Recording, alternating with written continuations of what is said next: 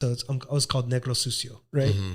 It's like dirty blackie, right? Yeah, yeah. And it might sound nice in Spanish because it's not as harsh, but even the words are not very nice.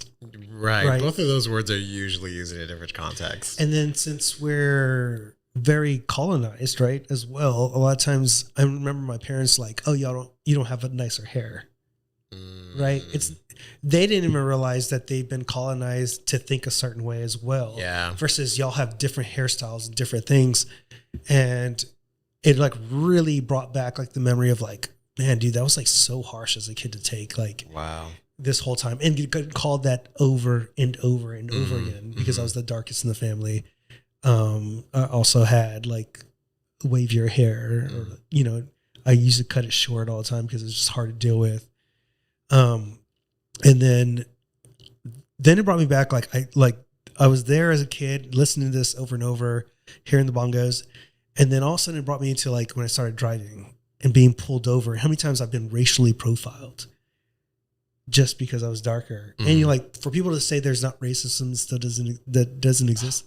I've been profiled like multiple times. Yeah. I remember even brought up a memory where me and my African-American friend, the other Mexicans are a little bit lighter skinned, right? We had a little bit baggier, quote unquote, outfits. We couldn't get into a bar, but they could. Wow. And they're just like, no. Yeah, they never give you. And there was one, we had a button up shirt and we had a guy who had like a polo t-shirt kind of looking thing. And they weren't allowing people who wore polo t-shirts, but they let that guy in. That's crazy, dude. And to your point about like racism existing, I'm trying to think about how to talk about this. I used to work at a job. Yeah, because in a far away galaxy. I'm not saying anything specific. So. A far away galaxy. Yeah.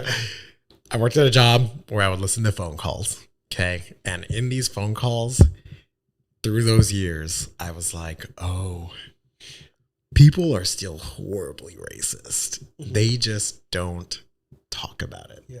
They just pretend. And it really made me think about a lot of people because I was like, how many people out there behind closed doors when they're talking to friends or people they know are just horribly racist?